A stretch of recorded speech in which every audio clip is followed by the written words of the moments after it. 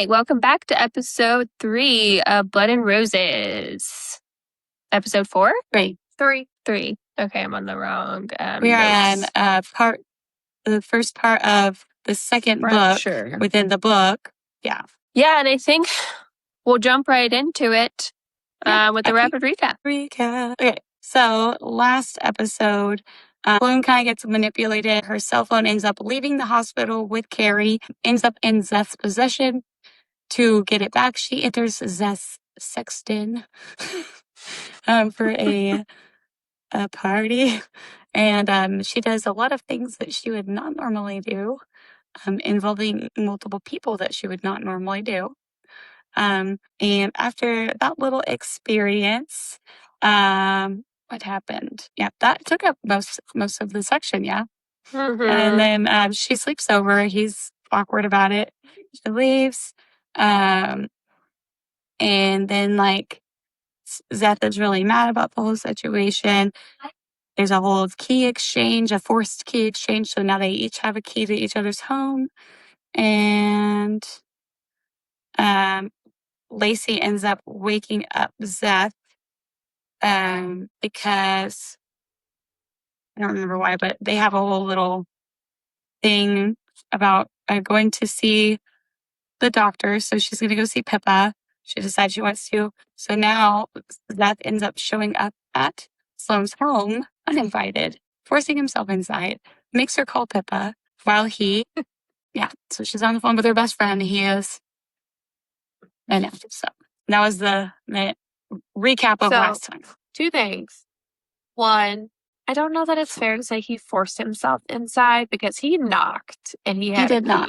There was a vampire kind of comparison though. But also, devil's advocate, no, she would not normally do these things that she did at the party. However, she was a virgin before she slept with Zeth. True. And then she hasn't done anything with anybody ever again. It's like, does she have She doesn't have a normal. Maybe she was always, maybe she was always kinky. A bit of a I just want to throw that out there. Well, to add to the rapid recap, we also found out that Alexis is alive. Oh, yes. That was an important thing. Alexis, the sister, is alive, and she's with the Talons, probably sex working. And damaged. Emotionally, physically. She's with the uber bad emotional guys. damage. Yeah. All right, so let's jump into the Shelf Shakedown? That's what we're calling this series. Yes? Yeah. Okay, I was trying to do all the names yesterday. Oh, and try to remember to say something about them. Yeah, we did Shakedown because you're really getting into the nitty gritty of it. Shaking that book down. 8 and 6 is what you guys said was the Shakedown. And then below that, I guess, has more names. Involuntary. Well, then with that, we can jump into chapter 25. 25. So in chapter 25. Okay, I don't need my keypad for this. My written key. So that is. This was a very different take. Yeah, in their story. Yeah. So we open chapter 25.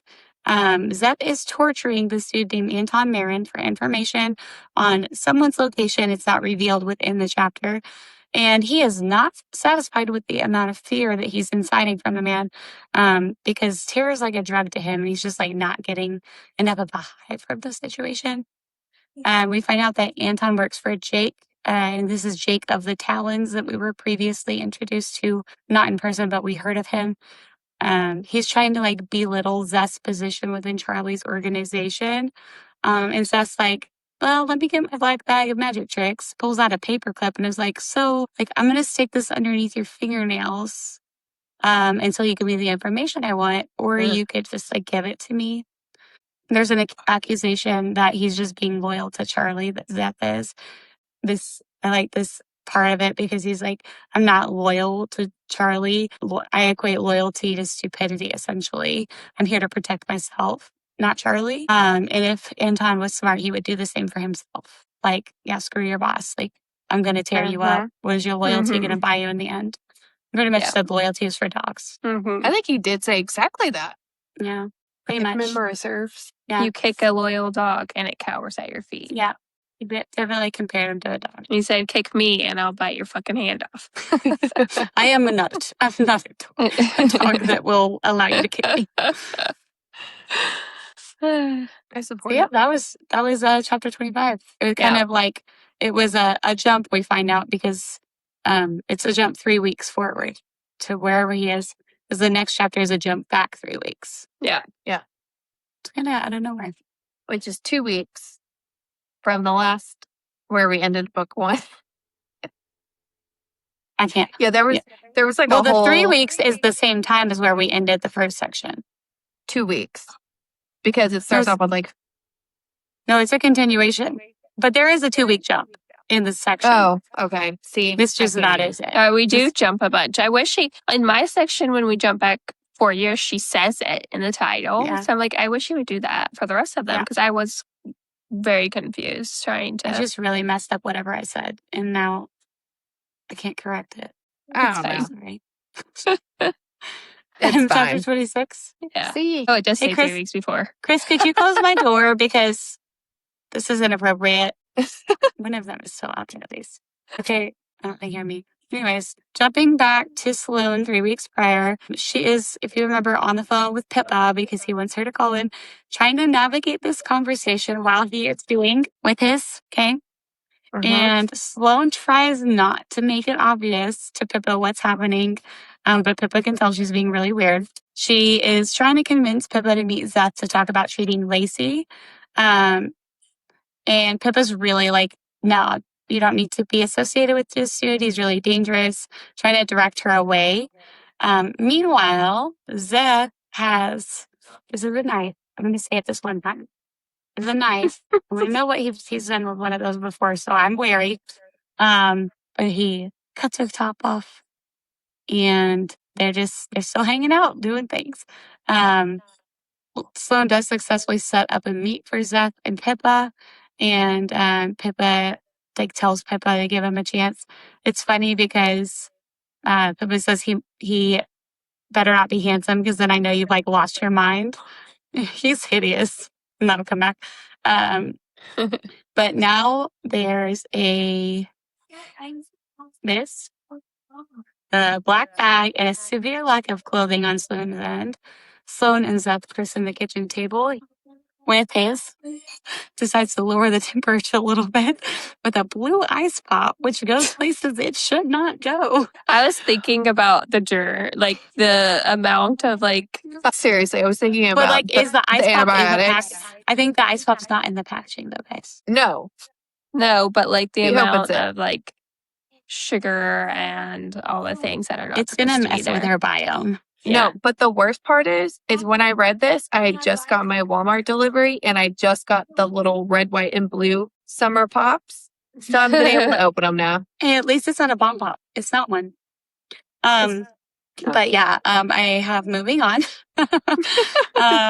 Typically he is using ropes or something, but he forgoes the rope and takes her in this kind of manner here against the wall. And in the heat of it, she leans down, is like, this is my opportunity. And she kisses him, which is the end all be all to their relations, the height of their relations. And then when it's over, she has absolutely killed the mood. And he's like, don't ever kiss me again. Yeah. So big mistake, but he was affected by it because the kiss didn't Mhm. just send her over the edge, it sent both of them over the edge. Yeah. Because then she realized that he didn't use a condom. And she's like, Yeah. OMG. Yeah. Has he been in the past? Yes. Oh, Wait, Yes. what? Did he? Wait, did Yes. they? Even, Yes. Okay. Well, yeah, that was rude. Very Yeah. disrespectful. Zeth. But And then I she will thinks say, that's why he's upset. I'm actually a proponent for it's both parties' responsibility. But he also doesn't give a lot of room for those kinds of. Yeah. And then this is not a Said something. general scenario. She can't say anything. He doesn't really allow her to speak. She didn't have a ball gag in her mouth. If she talks, Okay, she's a bad but- girl. Yeah. She couldn't even tell him no. She didn't even say anything about the rope. He just saw she didn't want to. Wow, you guys are way hardcore, going way outside of what's going on there. it is not all his fault. She I is kn- so no, in no, I on don't. it. I don't think that. I just think like, the dude has the hardware. The dude should cover the hardware. Like we have enough problems in our lives that we have to deal with. Yeah, and they know when it's all happening. So Do you guys he's a trust a slut. man to make a ham sandwich correctly? okay, No, I'm not talking about a good point. typical situation. I am specifically talking about these two people. Yeah. And his experience, would you want that in you? We're not talking about me. Okay, moving on. Is there anything else that contribute to that chapter? I Nope. miss any like key points. All right. So we jump forward. I think it's 2 weeks. This is where the 2-week jump is. No, yeah, because they haven't talked in a bit. Anyways, No, not yet. okay, Doesn't just kidding. say, but I don't know. At some other point, Zeth It's shows the up next to. chapter. Okay, so at some point, Zeth shows up at the doctor's office where Pippa works, which not at the agreed upon time, and not with Sloan, which was Pippa's request. And he's in a very pissy mood because he's decided he doesn't like Pippa. He's also angry that he wasn't his usual dominating self, which led to Sloan kissing him. So Uh-huh. he gets there and he convinces this kid that's going in for an appointment to let him tag along and poses as his uncle to gain entry. He's like a master manipulator, right? Like he's very good at this, is from what I can tell. And that's not a negative thing, like, but he knows how to accomplish his tasks, right? Which Well, gets him and- in the door when he needs to do his work. That kid was like a felon, right? And Yeah. I think he makes a point of being like, he sees, like, in my eyes, like, I will murder you. Like, Yeah, this is what's like- happening. F around and find out. Yeah, he definitely Yeah. didn't finesse that one. He's like, I'm your uncle. Yeah, we're doing this. Like, Yeah, he gets himself into the building and then manages to distract the kid and the receptionist, who apparently have something going on, to then just gain access to Pippa alone in this unplanned scenario. And the interaction's pretty tense because Zeth is trying to gauge Pippa's intentions. So, like, is she a good doctor? Is she in it for the right reasons? And whether she would take on Lacey as a patient off the record. She initially rejects like what is technically a bribe from him. And then at the end of the chapter, she counters with the offer that he must pay her off record for Lacey, but he also must pay her off record for him. And he has to come see her as a patient because he doesn't want a mentally unstable. She doesn't want a mentally unstable man anywhere near Sloan. So like safe to say they're not going to be best friends anytime soon. That's a good friend. Yeah, it's funny because I was thinking of like when he was reading the text with her, with between them, and he was kind of like giddy about it, and then this is Mhm. their actual interaction. Yeah. But But then you have to he's pay also Ashley. like, yeah, I get like she's probably right about me. Like she has the right to be this way. So even though he's being an asshole, he does see gets her side. Yeah. Even if you care about somebody, you should want their best friends to care Yeah. about them, unless you're a narcissist. Go ahead, Ashley. I can see your holdings. well, I bring it up in the next chapter because he makes a very appointed description of her in that moment, so I can wait. Okay. Anyways, For that chapter, unless I missed Yeah, I anything. don't think I had anything else. Excellent. I just opened up to the bubblegum and Sloan, the best combination. No. Why was it a bubblegum flavored? Oops. That's I don't know. gross. That does Yeah. sound Blue gross. raspberry is what blue is supposed to be. Come Yeah. on. Yeah. Okay, so 28. So Yes, ma'am. 28 is all about Zeth's recognition of the veil lifting, like in his world. There, everything is kind of coming to light a little bit more.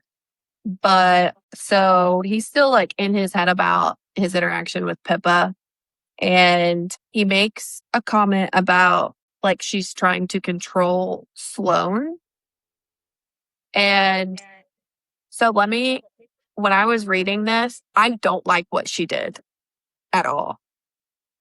Because she didn't say anything to Pippa about it or to Sloan about it. She's just like, no, like, I don't want you to see her.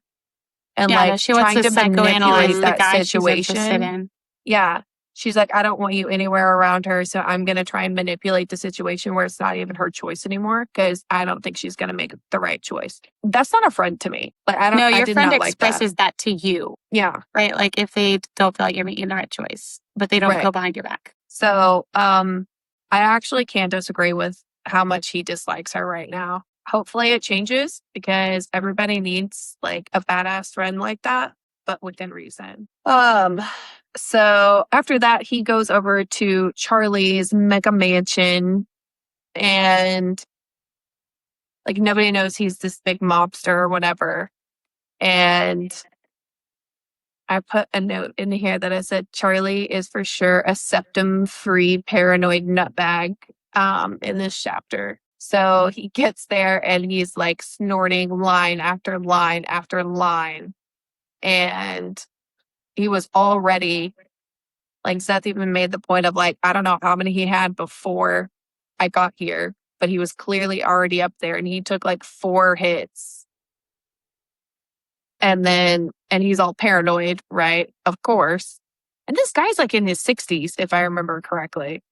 And he's still just like doing all this he's up blow. there. It's crazy. But so he is super paranoid about this guy Rick selling off intel to this motorcycle club. And Zeth is like, no, I don't really think so. You know, his family's in the MCs and whatnot. It's probably, you know, not what you think it is. And Charlie lets it slip that, oh no, all of my employees' phones are bugged. I heard him say it. And Zeth is like really trying to hold himself back because he knows if he does anything, like he's not going to make it out of the house, like they'll both be dead.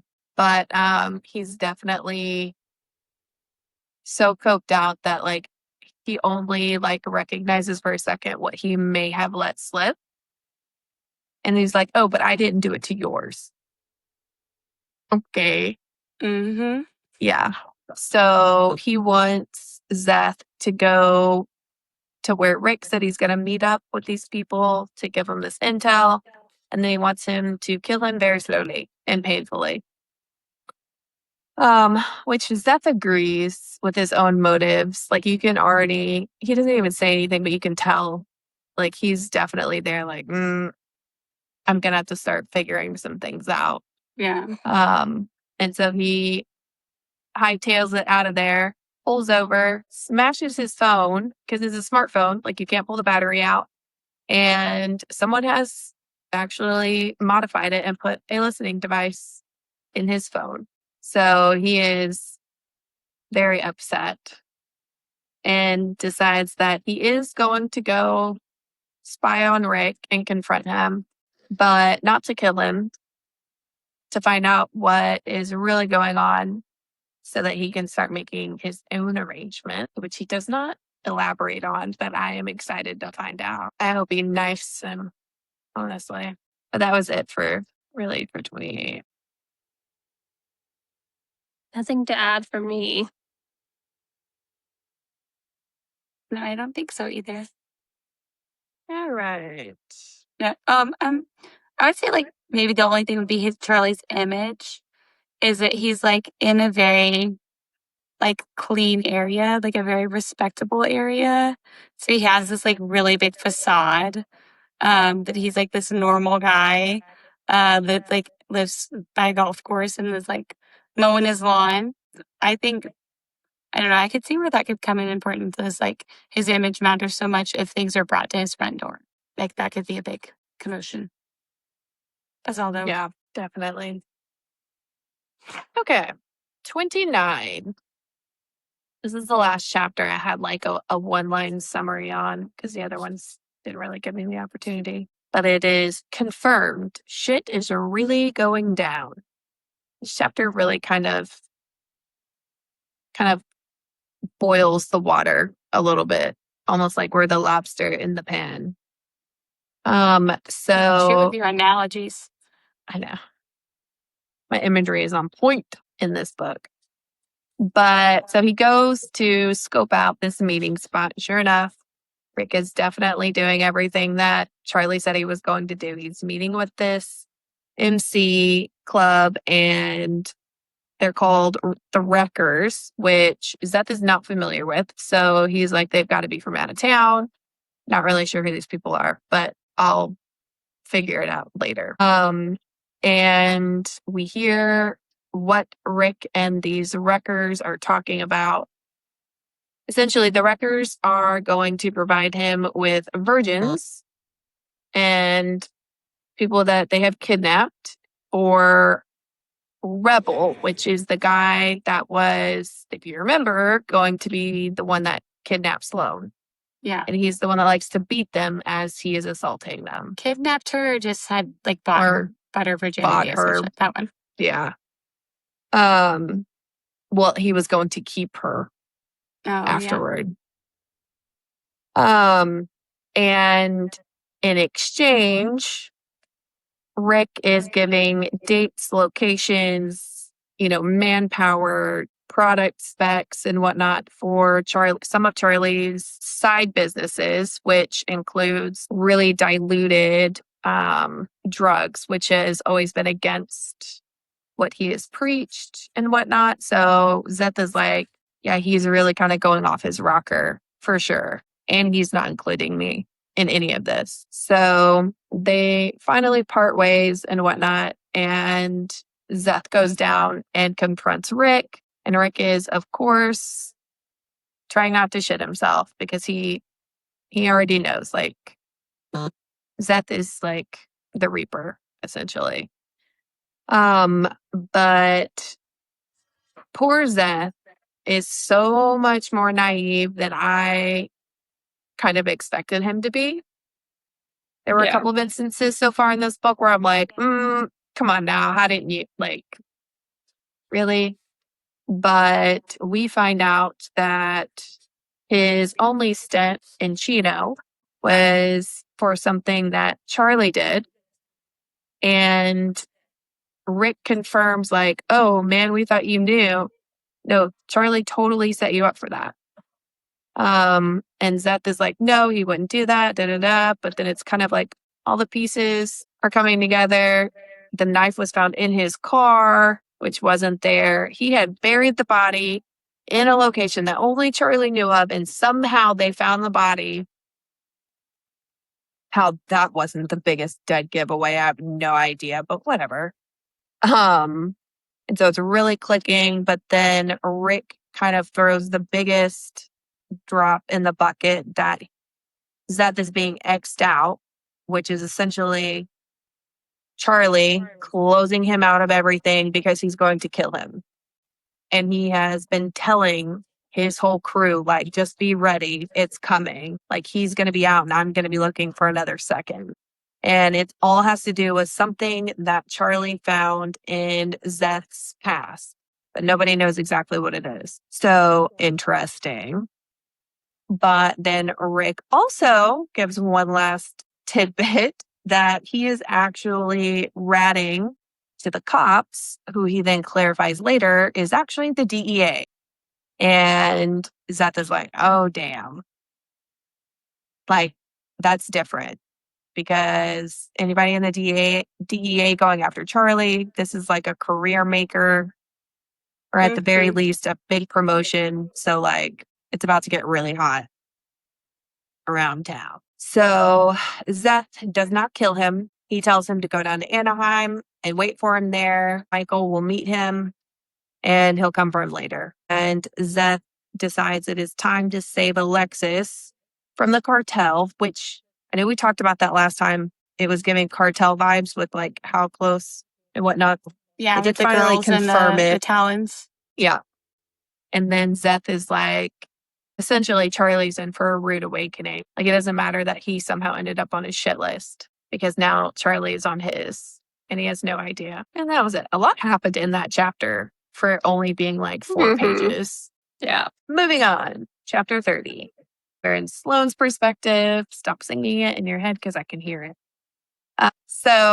And this is where we jumped again. So it has now been 15 days since the phone sex-ish incident, and he has essentially ghosted her, and she is just a smidge peeved, to say the least. But she has really worked herself into a dizzy, and she knows that he's ghosted her because she kissed him and he doesn't want to be intimate clearly with her. Like, it's all just surface level. And I mean, she's just really going down the deep end, which she's not wrong. Like, that's the only logical conclusion you can make from their interaction. But, and so we get a tiny peek into what I would call normal is, probably.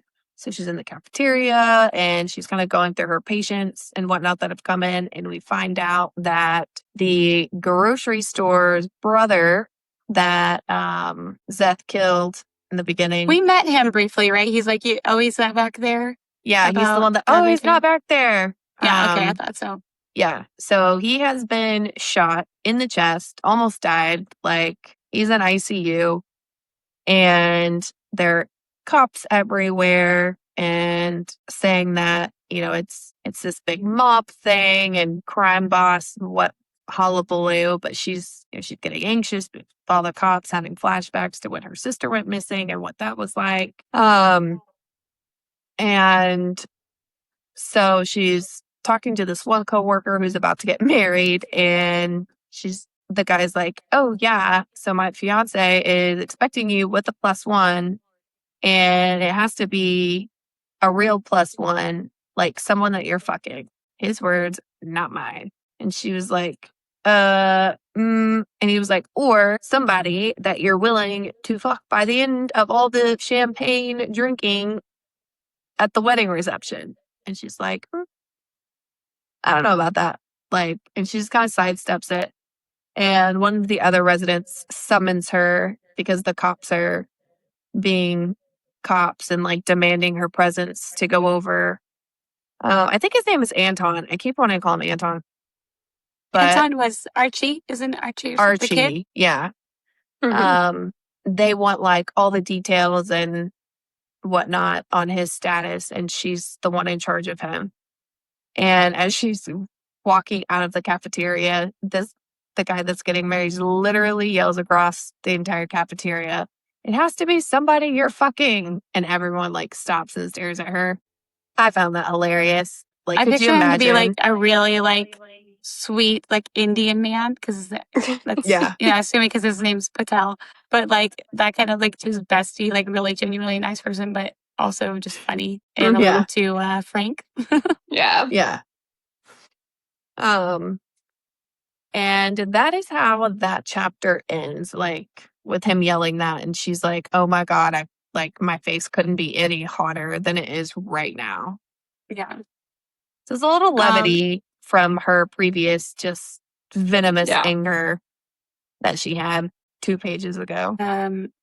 Okay, so just to tie it up, I think I needed it to tie back to the beginning of the book. That it's like the little grocery stores, and Maddie's the guy that Zeth offed in the beginning, and it mentions that he got shot there a couple weeks ago. And that both of them know who killed Maddie, but neither of them will breathe a word to the cops. So like they're very scared. So this is kind of like they're also trying to get information on who killed Maddie in the first place situation, which is another reason all the cops are there. Yeah. So What she said. I didn't mean to do that. Okay. I don't think I've ever done I that love on I don't think I've ever done that on the podcast before, and it's like a go-to face for me. I was about to say, I I'm protected sure the you people. squeezed it in there and Maybe. none of us noticed. Maybe. Anything on your end before my last very quick chapter? Not for me. So the gist is this. We start off with a man cop that has a superiority complex mixed with micro penis energy, screaming at everybody. Then the lady cop tries to smooth it over by elaborating and brown nosing the nurses. And then they're like, "Yeah, we're investigating this crime boss, and we've been investigating him for a while. We don't expect any of these people to actually show up, but here is, 2 pages of mugshots." And you guessed it. The first one on all the mugshots is Zeth. And Sloane kind of gets that first slap of reality, like, okay, hold on. I know he said that he killed somebody. I know that he's clearly dangerous. I know he diddled me with a knife handle, but like, these are like, these are cops. And they're saying that they think that he's the one that shot this guy. Yeah.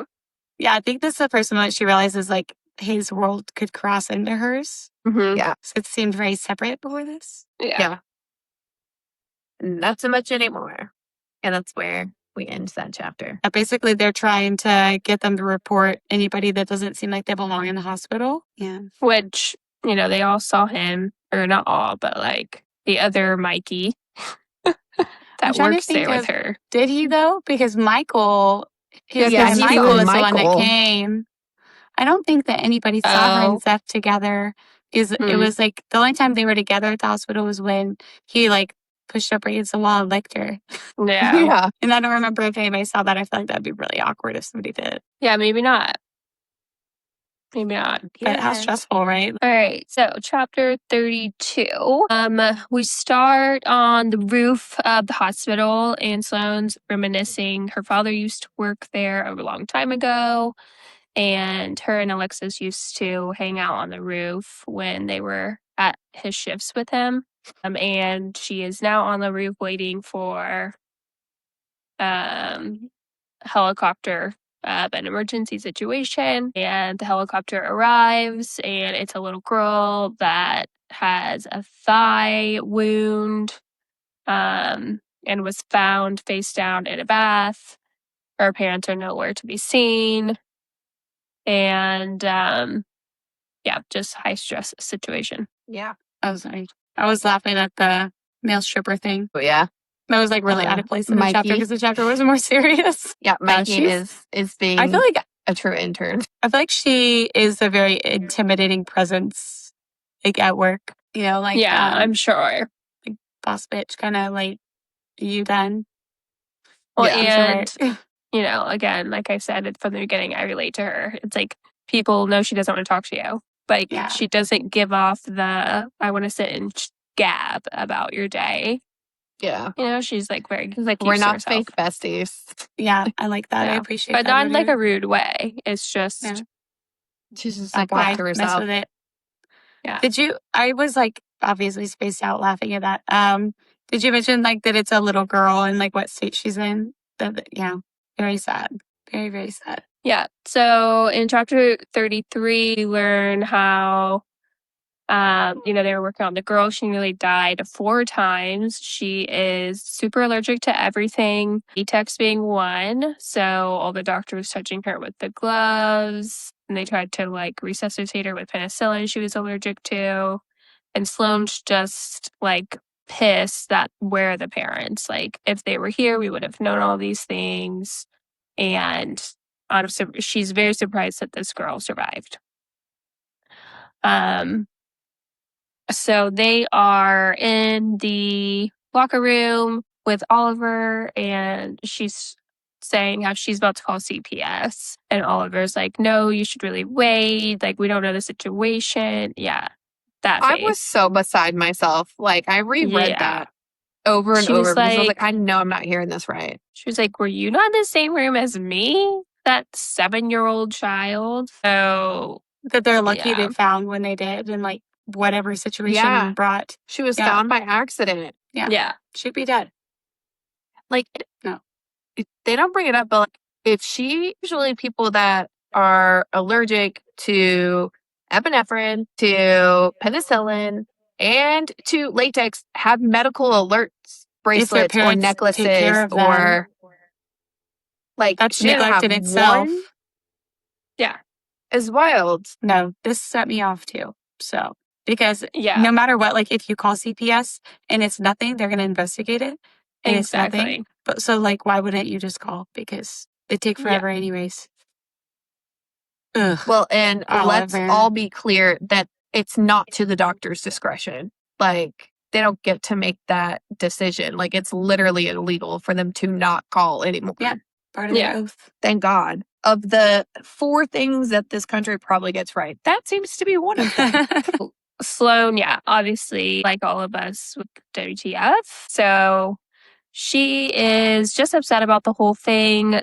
And she sees that Oliver's like smiling in his locker. And she's like, how could you be smiling in this moment? Turns out he was like invited to the intern party. And she makes a joke that essentially he's sleeping with one of them. And he gets super offended and just storms off like a little baby. And then Did anybody else get the vibe that he like wasn't just offended that it's like, oh, those are my subordinates, but like it almost felt like he was gonna be like, I'm into you and how do you not see that type? Like the way he went to get very close to her and then all of a sudden like he pulled back and was like he kind of stopped mid sentence. It was just like, never mind. yeah, Yeah. maybe. That Like, it makes felt- sense.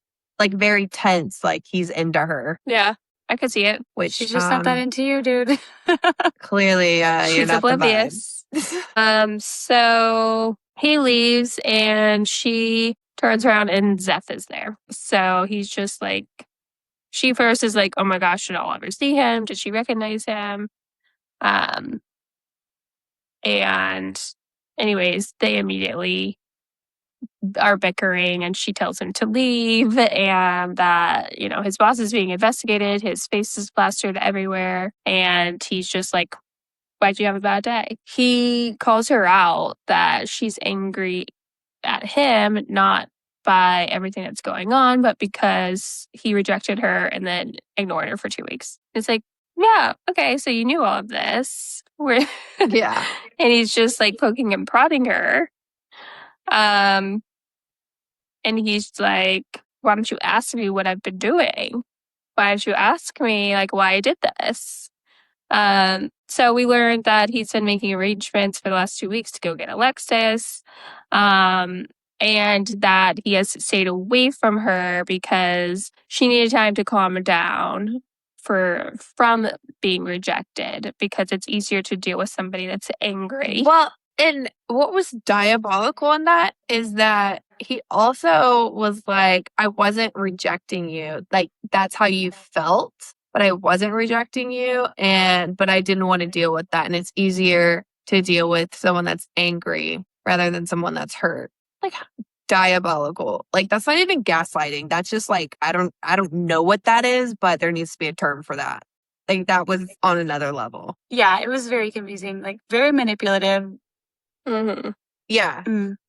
Because, like, was he wrong? No. But, like, why do you have to say it like that? Because it feels like Yeah. he did intentionally just like disappear. And he's like bragging about it essentially. Like, I But he did. disappeared on purpose to mess with you. Yeah. Yeah. Like I did it to make Well, not him- even yeah. that. I took it as like, not to give him, by no means, I don't know how to say it. The way I'm trying to say it almost like gives him an out, but it's like he rejected her and he knew that. He knew she was going to be upset. So he doesn't know how to deal with her in that state. So just waited till that passed until she got angry. Yeah. And then he's like, now this is a emotion I'm familiar with. I and like we can this, work with yes. this. Let's move forward now. well, and that's But- what is so diabolical about it. Because logically, 100%, we're on the same page. Totally got it. Like, you're not wrong. But how ballsy. I just took it as like he does not know how to handle it. Not because, I mean, I think we even learn it soon. Like, it wasn't like he did it intentionally. He wasn't like, I'm going to He reject basically you so that busied himself. you- No, right. Yeah. It's So- just, He's just, yeah, honestly, she's an idiot for this one because he told you right there how incapable of being an Yeah. adult he is. he's emotionally can't, stunted. Yeah. I did like that he So- was so adamant about CPS though. When she was questioning Yeah. it, like call them. And like we don't even know what went on in his life, but like some people don't deserve to have children. Some people should be chemically castrated and have that privilege revoked. Like Yeah. So he You does know have these why. like redeeming qualities for Yeah. sure. Just Yeah. like with Charlie, like he has a line. he has some moral compass. Yeah. There's something is pointing north-ish. I don't know if he'll make it there, but So yeah, they are bantering, and then he asks her to watch Lacey while he leaves to go get her sister, which she's like, no, I'm coming. He's like, no, absolutely not. Like, I'm not going if you're going to be this way. They go get Lacey. She's waiting in the car, and he's like, yeah, I'm leaving right now. And they have like this little moment where he's like, you're mine, I'm yours, whether we like it or not. I'm sorry. I'll be back. Him actually So- saying, like, you needed time to not feel stupid over me rejecting you was such a dick move. No. Yeah. Yeah. But at the same time, like, she really did. No, I know. It's That's hard why I to hate it analyze so it much. because But things like that are normally left unsaid. It's like, Yeah. I gave you time to not feel stupid, but I'm not going to call it out. Yeah. right. But gonna it's just- or like, why couldn't you have said that at the beginning? Hey, Yeah. I'm gonna give you 2 weeks to get over this. Well, and that then would have we'll added talk. insult to injury. There was no way he was coming out on top if he mentioned it in the moment. Yeah. And I don't think he knew what he was going to do with himself in the moment. Yeah, that's true. That's true. Yeah. Yikes. One thing I will add that I feel like is important in that chapter is he didn't realize that Archie was even shot. Yeah, he didn't know. Because he seems like he And- likes Archie. Yeah. And she was like, and your face is like on wanted posters up there, and they're investigating this crime boss, and he does not deny working for said crime boss. And I say that I find it important because at the end of that chapter, like in his head, he's like, and considering everything that's going on, now would be a good time for me to go get her and get out of town for a little bit too. Yeah. So I really have no idea how he's going to wiggle his way out of this to where we can like have some kind of happily ever after with them to some extent. He's gonna where- have to turn into like an informant or something, but then it's not like he's gonna be goody two shoes afterwards. So Yeah, I don't know how this is going to go. Like, I can't see how you come out of this one. Mm. well, the next 2 chapters are brief, so we're not gonna find out now. Chapter 34 are still in Sloane's perspective. They are at her house by her and Lacey. She has obviously stayed the night. She wakes up, Lacey's already awake, and she's like apologizing for using her milk. She has brought her own cereal. This looks like something Ashley would do. I mean, I would. And it's Lucky Charms of all things. And, Sloane Yep. takes the opportunity to try to like bond with her and like takes a bowl of cereal from her. And they're talking, and it's so sad.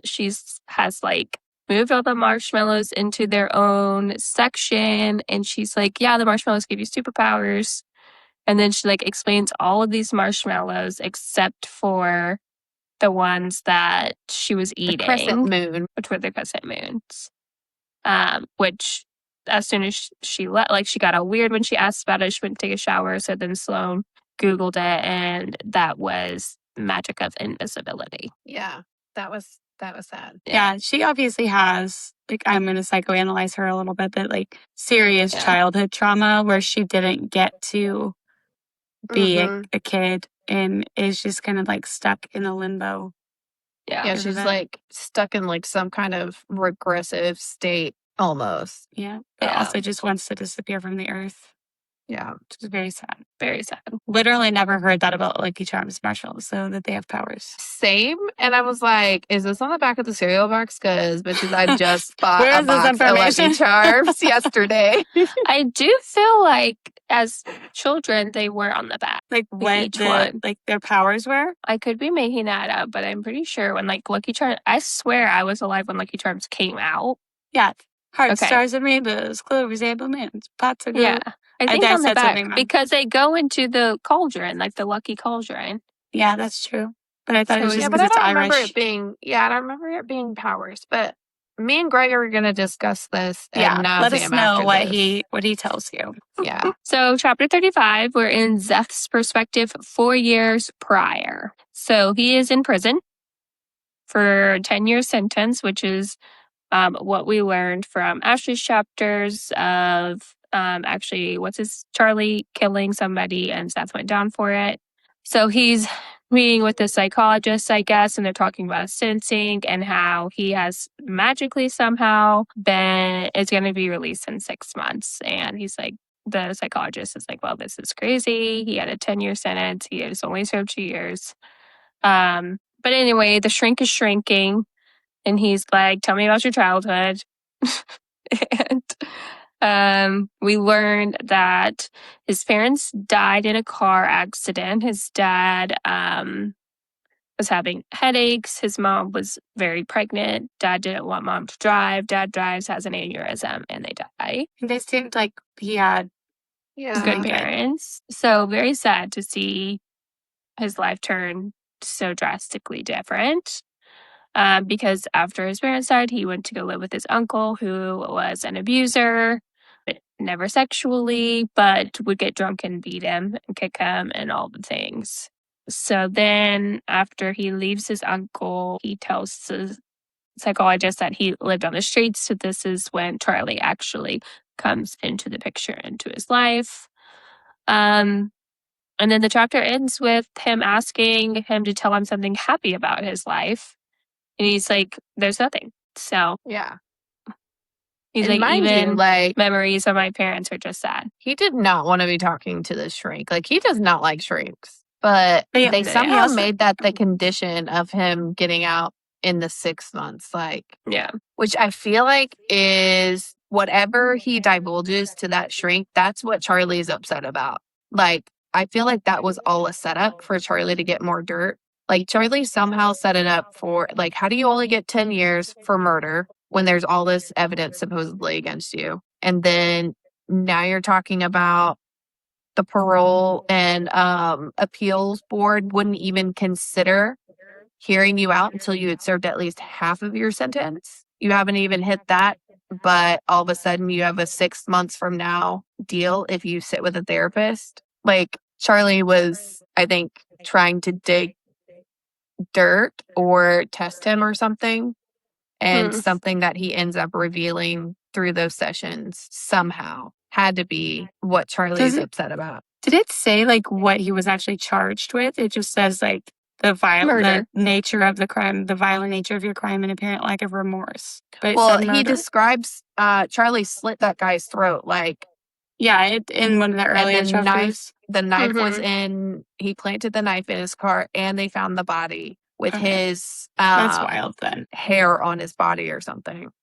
Yeah, Yeah, it that's was wild. like, there's no way it's not a slam dunk. So how did he get 10 years? I don't know. It's all very sketchy. Yeah. Man at the end, like trying to get his single happiest memory. Them saying there isn't one because like even the ones with his parents are the saddest parts. Yeah. Yeah. Well, and she had to be super, super far along because he talks about like putting his ear up to her belly and being able to hear the heartbeat. Like, they're not itty bitty when you can actually hear the baby's heartbeat like that. No, not at all. Like, it's heartbreaking. I didn't like that chapter. I will say that. No, it's hard. I think it's harder to know that he had that and it was taken away from him, Mhm. and now he's ended up what he is. Yeah. Like, I don't know. You kind of want him to just be like he was just I don't know. He didn't never Well, it have. makes sense why he's the most decent of the psychos in. He's a top tier Yeah. psycho. He's a peaceful psycho. He just has what do they call that, antisocial personality tendencies. Like, he only has the tendencies. He doesn't have like the full on disorder. That on top of many other things. Yeah. Well, that was the section. Go us. Yeah. Yes. Next Look at week, us. do we finish this second book? Yes. Yes. Yeah, it's 2 Yes. episodes per section. So chapter 36 through the rest of the second volume or book or whatever we're Fracture. calling it. I don't know either. And Ashley It's the says second books. book in the first volume of I want it to the be first a half of the omnibus. What? What Why? I just said. It's the second section in this book that's split into 3 sections that will have a sequel book. Technically, Oh, it's the my first Lord. section of the second book in the first volume of No, the first stop half of the it. omnibus. all right, well, join us next week for the second half of the second book and the first book. First volume. Oh, you were so close. Oh, darn. All right. Love you, Like, sisters. comment, Ribbon. subscribe, invite your friends. Love you, sisters. See you Night. next time on the show. See you on the shelf. Goodbye. Three sisters with stories to tell. Books in our hands, we know them well. Flipping pages.